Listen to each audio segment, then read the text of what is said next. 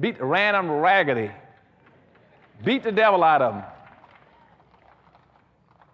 Now, that was important because, for two reasons. First of all, that is the only time in Western history where the white society blinked and black folk took advantage of them and beat them.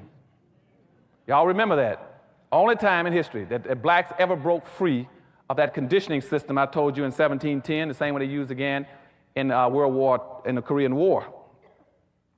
And again, the reason I want to point out that system to you, that brainwashing system, why is it so important? You all remember this, now why it's so important. And that's why I must give the dominant white society praise for this.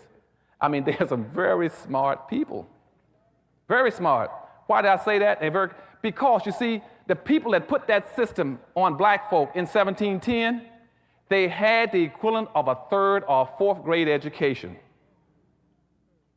And here we are today, 250 years later, or 200-some years later, almost 300, and black folk with doctor's degrees and master's degrees can't figure it out.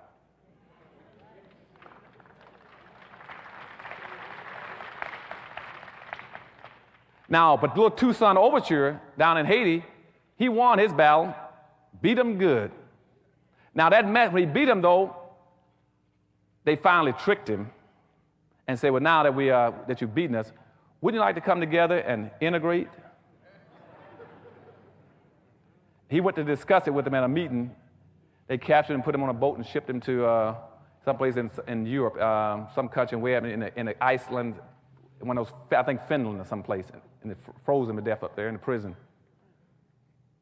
Because he went to co-op, and I told you in Korea and the brainwashing techniques, there's another principle that says that anytime you want to control anybody, I can control anybody who's willing to talk and compromise and discuss with me. I can get him to compromise.